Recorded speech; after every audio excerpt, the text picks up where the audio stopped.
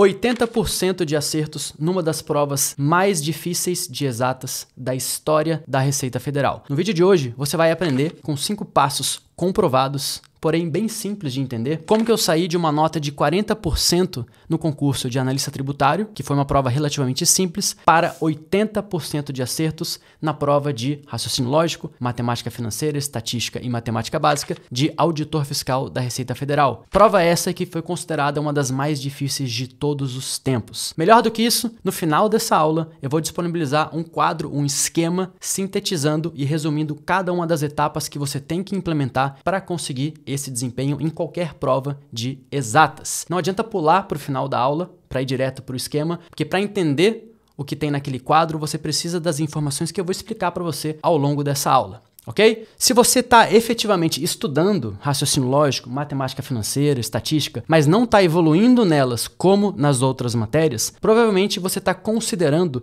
que essas matérias são iguais às outras que você estuda, como matérias de direito, auditoria, economia e etc. Mas não são, são matérias completamente diferentes. A melhor forma de eu te mostrar por que as matérias de exatas são totalmente diferentes das outras é por meio de um exemplo. Acompanhe o raciocínio.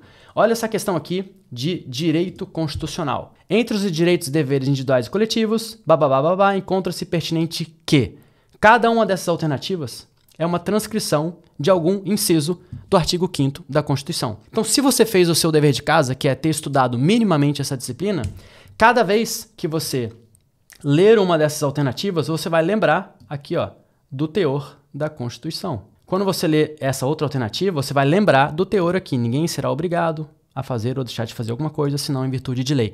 Sempre acontece isso em todas as alternativas nas matérias de direito, por exemplo. A própria questão joga para você a informação, ela traz o conteúdo. Você não precisa lembrar do zero, você não precisa fabricar uma resposta. Quando você lê o enunciado, automaticamente você vai lembrando do conteúdo que você estudou. Agora, olha só essa questão completamente diferente de estatística. Olha aqui. Se uma variável aleatória, então a variância de x é igual a. Você olhando para essas alternativas, não tem como você lembrar do conteúdo estudado. Essas alternativas são apenas números. O que você tem que fazer? Você tem que fabricar a resposta do zero, por meio de uma receita de bolo, de um passo a passo ou de uma fórmula. No exemplo em questão, você precisa lembrar da fórmula de variância. Portanto, não basta você ter estudado mais ou menos ou ter decorado alguma coisa minimamente, porque você tem que fabricar a resposta do zero. Isso exige um nível de conhecimento totalmente diferente. Portanto, os 5 passos que eu vou mostrar para você agora vão fazer com que você aprenda as matérias de exatas de uma maneira totalmente diferente das outras disciplinas. O primeiro passo para você estudar exatas de maneira eficiente é escolhendo uma ramificação por vez. Não comece estudando estatística, matemática básica, matemática financeira e raciocínio lógico de uma só vez. Escolha uma das ramificações e estude-a até o final. Daqui a pouco você vai entender como que isso vai funcionar. É importante também você saber que nessas matérias de exatas, estatística, matemática financeira, etc., pode ser importante estudar por videoaulas caso você não esteja rendendo por PDF. Ao contrário das outras disciplinas, que têm um conteúdo teórico muito grande, em que é quase imprescindível você ter uma abordagem por meio de um PDF, nos cursos de exatas, pode ser suficiente você estudar por videoaulas, desde que você consiga treinar com muitas questões, conforme eu vou explicar ao longo dessa aula. Segundo ponto, selecione questões à medida que você vai evoluindo em cada aula de cada uma dessas ramificações. Por exemplo, estou estudando raciocínio lógico, aula 1. À medida que você for resolvendo as questões,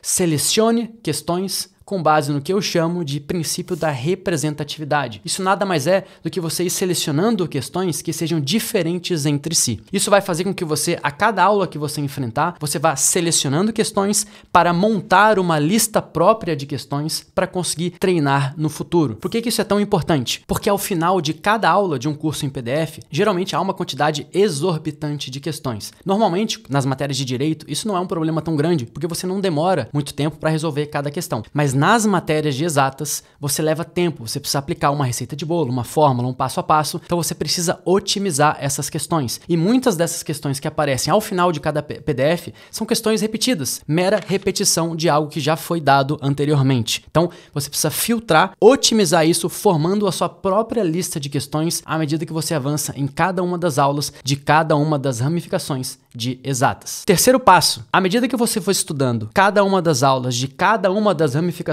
de exatas, vá selecionando e anotando todas as fórmulas e propriedades relevantes com as quais você se deparar ao longo de cada uma dessas aulas. Vá criando o seu glossário de fórmulas. A partir daí, você vai pegar 10 a 15 minutos por dia, extra ciclo, para transcrever todas as fórmulas e propriedades que você tem anotadas até o momento. Quando eu digo transcrever, não é olhar e copiar para uma outra folha, não. É você deixar aquela folha para baixo, tentar lembrar ativamente, colocar no papel e depois você vai conferir o que você errou, o que você acertou, o que você esqueceu. Faça isso desde o início, desde aquele momento em que você tem 1, 2 ou 3 fórmulas, porque quando você chega lá num ponto em que você tiver 80, 90, 100 fórmulas, vai ser tão fácil quanto essa memorização. Isso vai te dar um arsenal de ferramentas que vai te colocar numa vantagem competitiva absurda antes mesmo da prova começar. Quarto passo, quando você finalizar uma das ramificações, você vai entrar em outra. Mas a partir desse momento, toda meta que você tiver para estudar exatas, você vai dedicar uma parte inicial dessa meta para resolver questões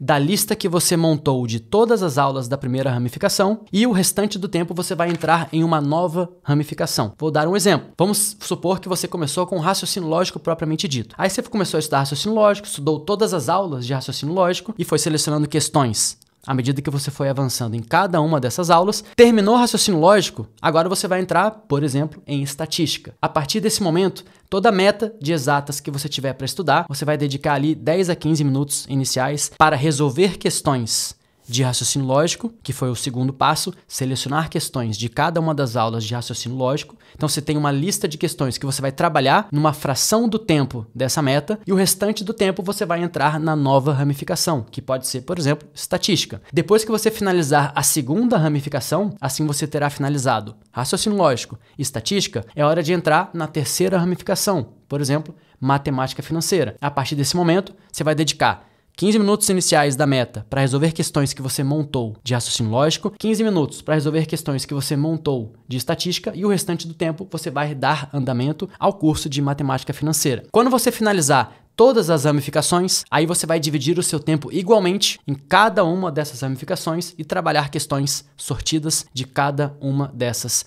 partes de exatas. Quinta e última dica, evite estudar as matérias de exatas por tablet ou computador, principalmente resolver as questões no tablet. Não faça isso. Resolva com caneta, com papel, porque essa é a condição que você vai enfrentar no dia da sua prova. Sempre que possível, vamos treinar conforme o que nós enfrentaremos no dia em que for para valer. E nunca, em hipótese alguma, use calculadora durante o seu treinamento. Isso foi um vício que a faculdade nos causou. Calculadora para resolver questão. No dia da prova é braçal. Você tem que treinar agilidade, você tem que ganhar experiência em resolver questões longas no braço, porque é assim que você vai enfrentar no dia da sua prova. E agora, conforme prometido, um quadro, um esquema que vai resumir tudo que eu falei até agora de maneira bem simples e bem didática e muito fácil de entender, claro, se você assistiu a aula até aqui. Imagine que você começou estudando por raciocínio lógico e imagine que as suas metas são de 90 minutos. É apenas um exemplo. Então, no começo, você vai estudar 90 minutos de raciocínio lógico. Todo o tempo daquela sua meta vai ser dedicado para raciocínio lógico. Paralelamente a isso, você vai pegar 10 minutos por dia para transcrever as fórmulas que você foi anotando, aula após aula. Depois de um certo tempo, aqui no dia X, você vai ter terminado todas as aulas de raciocínio lógico. O que você vai fazer? Você vai pegar os mesmos 90 minutos, só que vai dividir em 15 minutos para resolver as questões da lista que você montou de raciocínio lógico, aula após aula. Lembra? Dica número 2, foi selecionando questões de cada aula para formar uma lista.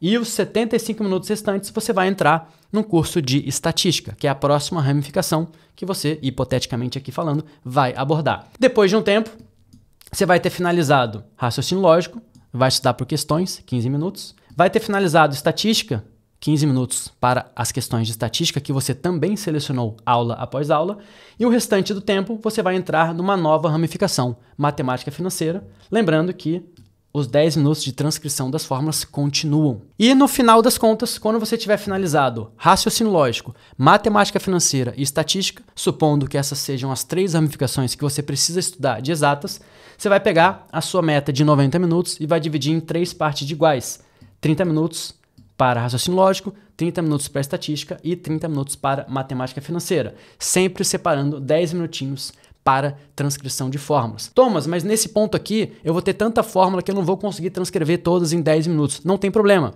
Responda 10 minutos num dia, 10 minutos no outro, 10 no outro, até que depois de 3, 4, 5, 6 dias você vai finalizar todas as suas fórmulas e você depois vai reiniciá-las. Depois de um tempo, depois de ganhar maturidade, aí entra o estágio mais avançado. Você vai pegar os seus 90 minutos, hipoteticamente falando, e vai usar para resolver questões variadas de todas as ramificações de exatas, raciocínio lógico, matemática financeira e estatística. Isso vai te dar versatilidade. É a prática variada, assim chamada pela ciência, que envolve você resolver questões de todos os assuntos estudados de maneira sortida, que é muito mais parecido com o que você vai enfrentar no dia da prova. Se você gostou desse vídeo, se você acha que ele te ajudou de alguma forma a estudar exatas, a quebrar essa barreira que você poderia ter com essas disciplinas, peço encarecidamente que você curta esse vídeo, que você se inscreva no meu canal, isso é muito importante para mim, para poder me ajudar a continuar produzindo vídeos para ajudar você, concurseiro, a batalhar por um futuro melhor. Muito obrigado, um grande abraço e até o nosso próximo vídeo.